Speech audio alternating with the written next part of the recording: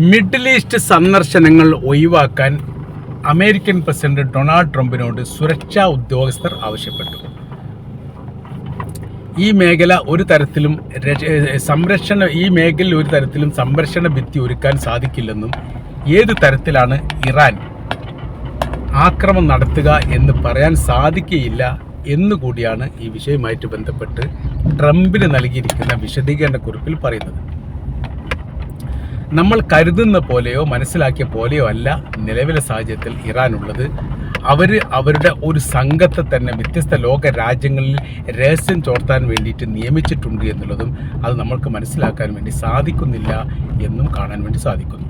ഈ തരത്തിൽ ഇപ്പോഴത്തെ നിലവിലെ സാഹചര്യങ്ങളൊക്കെ നോക്കുന്ന സമയത്ത് നമ്മൾ പ്രതീക്ഷിക്കുന്ന തരത്തിലോ നമ്മൾ മനസ്സിലാക്കുന്ന തരത്തിലോ അല്ല. ഈ ട്രംപിനെ സംബന്ധിച്ചിടത്തോളം ട്രംപ് കൃത്യമായിരിക്കുന്ന ശത്രുവാണ് എന്ന് പറയപ്പെടുക തന്നെ ചെയ്തിട്ടുണ്ട് ഇറാൻ. 18 രാഷ്ട്ര നേതാക്കന്മാരുടെ ലിസ്റ്റ് പുറത്ത് വിട്ടുകൊണ്ടാണ് അവരിത് പറഞ്ഞത്. അതിൽ ഒന്നാം സ്ഥാനത്ത് അമേരിക്കൻ പ്രസിഡന്റ് ഡൊണാൾഡ് ട്രംപാണ്. അപ്പോൾ ട്രംപ് കഴിഞ്ഞതിന് ശേഷം രണ്ടാം സ്ഥാനത്തുള്ളത് ഇസ്രായേലിൻ്റെ പ്രധാനമന്ത്രി ബെഞ്ചമിൻ നെതന്യാഹു ആണ്.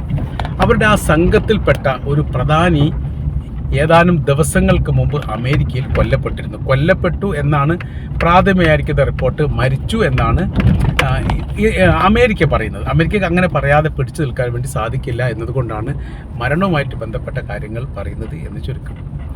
അപ്പോൾ തുർക്കിയുമായിട്ട് ബന്ധപ്പെട്ട് കഴിഞ്ഞ മാസം നടന്നിരിക്കുന്ന അമേരിക്കൻ പ്രസിഡന്റിനെ വധിക്കാൻ ശ്രമിച്ചതുമായി ബന്ധപ്പെട്ട ചർച്ച ഇപ്പോഴും വലിയ രീതിയിൽ ചർച്ചയിൽ തന്നെയാണ് നിൽക്കുന്നത്. അതിൻ്റെ കാര്യമെന്ന് പറഞ്ഞാൽ അവരുടെ അമേരിക്കൻ വിമാനങ്ങളിൽ, അതായത് ട്രംപിന് ഒരുക്കിയിരിക്കുന്ന അമേരിക്കയുടെ വിമാനങ്ങളിൽ യാത്ര ചെയ്യാൻ ധൈര്യമില്ലാത്ത ഒരു സ്ഥിതിയിലേക്ക് അമേരിക്കയുടെ പ്രസിഡന്റ് മാറിയിരിക്കുന്നു എന്ന് പറയുമ്പോൾ എത്രത്തോളം ശക്തിയുള്ള രാജ്യമാണ് ഇറാന് എന്ന് ഊഹിക്കാൻ വേണ്ടി പറ്റുന്നതാണ്. അങ്കാറിൽ നിന്ന് രക്ഷപ്പെട്ട റൂട്ട് മാപ്പുകളൊക്കെ ഇപ്പോൾ പുറത്തു വന്നിരിക്കുന്നു. അവരുടെ വിമാനങ്ങൾ മാറ്റി നിർത്തിക്കൊണ്ട് മറ്റൊരു വിമാനത്തിലൂടെ അയാൾ യാത്ര ചെയ്യുക എന്ന് പറയുന്ന സമയത്ത് അദ്ദേഹം ഒരു കള്ളനെ പോലെ ചുരുണ്ട് മറ്റു വാഹനത്തിൽ കയറി ഭക്ഷണങ്ങൾ കൊണ്ട് നൽകുന്ന യാത്ര വാനിൻ്റെ പിറകിലൂടെയൊക്കെയാണ് ഈ വിമാനത്തിലേക്ക് എത്തിയത്. അപ്പോൾ അതീവ രഹസ്യമാണ്. അവരുടെ സുരക്ഷാ ഉദ്യോഗസ്ഥരെയൊക്കെ അങ്ങനെ കൊലക്ക് കൊടുക്കാൻ വേണ്ടി ഇട്ട തരത്തിലാണ് എന്ന് ഇതിന് മുൻപ് തന്നെ ആ വിഷയവുമായിട്ട് ബന്ധപ്പെട്ട റിപ്പോർട്ടായിട്ട് പുറത്തു വന്നതാണ്. അപ്പോൾ ഇപ്പോഴത്തെ സ്ഥിതി എന്ന് പറഞ്ഞാൽ ഏത് രാജ്യത്തേക്കും ഇപ്പോൾ സ്വതന്ത്രമായ രീതിയിൽ പറന്നു പോകാൻ വേണ്ടിയിട്ട് അമേരിക്കയുടെ പ്രസിഡന്റിന് സാധിക്കുകയില്ല. ഒരുപക്ഷെ അമേരിക്കയുടെ പ്രസിഡന്റുമാർ മിഡിൽ ഈസ്റ്റിൽ പോകുന്നത് ശ്രദ്ധിക്കണം എന്ന് പറഞ്ഞുകൊണ്ടുള്ള റിപ്പോർട്ട് വരുന്നത് ചരിത്രത്തിൽ ആദ്യമായിട്ടാണ്. ഇതിന് മുൻപൊന്നും അങ്ങനത്തെ റിപ്പോർട്ട് വന്നിട്ടില്ല എന്നുള്ളത് ഒരു യാഥാർത്ഥ്യമാണ്. അപ്പോൾ ഈ മേഖല മാത്രമല്ല, സർവ്വ മേഖല അങ്ങനെയാണ്. ഇറാൻ പറഞ്ഞിരിക്കുന്ന ഒരു കാര്യമുണ്ട്. തങ്ങളുടെ ഖാസിം സുലൈമാനി ബാഗ്ദാദിൽ വെച്ച് കൊലപ്പെടുത്തിയ അന്ന് മുതൽ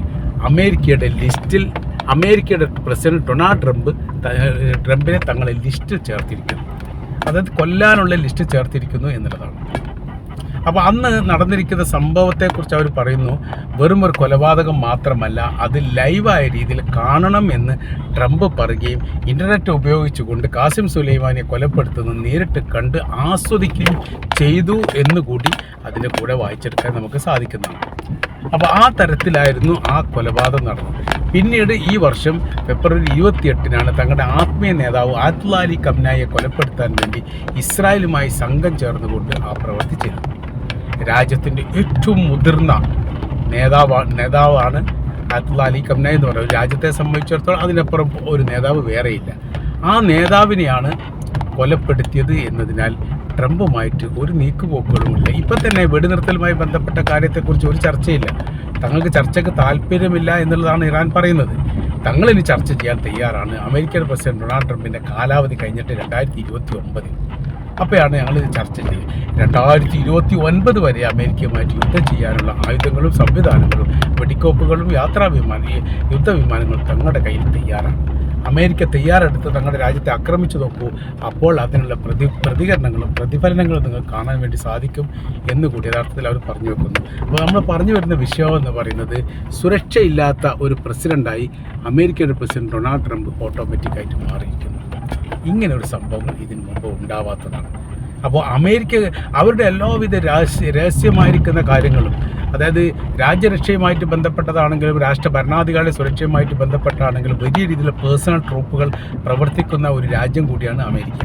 എന്നിട്ടും ട്രംപിന് രക്ഷയില്ല എന്ന് മാത്രമല്ല, ധൈര്യസമേതം പുറത്തിറങ്ങാൻ പറ്റാത്ത വിധം സ്ഥിതികൾ ഗൗരവകരമായിരിക്കുന്നു എന്നുള്ളതാണ്. അതിൻ്റെ അർത്ഥം അവർ പറയുന്നത് പ്രത്യേകമായിരിക്കുന്ന ഗുണ്ടാ വിഭാഗത്തെ ഇറാന് വേണ്ടിയിട്ട് അത്തരം പ്രവർത്തികൾ ചെയ്യാൻ അമേരിക്കയിലും അവർ സൃഷ്ടിച്ചിട്ടിരിക്കുന്നത് ഭീമമായിരിക്കുന്ന പണം കൊടുത്തുകൊണ്ട് ട്രംപിനെ അമേരിക്കയിൽ വെച്ച് തന്നെ വധിക്കാൻ സാധിക്കുകയാണെങ്കിൽ അത്തരം പ്രവൃത്തി ചെയ്യണം എന്നുള്ള കാര്യം കൂടി ഓർമ്മിപ്പിച്ചിട്ടുണ്ട് എന്നതാണ്. അപ്പോൾ എല്ലാ മേഖലയിലും ഇറാൻ ഇടപെടൽ നടത്തുന്നുണ്ട് എന്ന് പറയുന്ന സമയത്ത് അതിൻ്റേതായിരിക്കുന്ന വലിയ പ്രയാസം യഥാർത്ഥത്തിൽ ഇപ്പോൾ അമേരിക്കയുടെ പ്രസിഡന്റ് അനുഭവിക്കുന്നു. എന്തെങ്കിലും ഒന്ന് പറയാൻ വേണ്ടിയിട്ടോ എന്തെങ്കിലും ഒന്ന് ചെയ്യാൻ വേണ്ടിയിട്ടോ യഥാർത്ഥത്തിൽ ആർക്ക് സാധിക്കുന്നില്ല.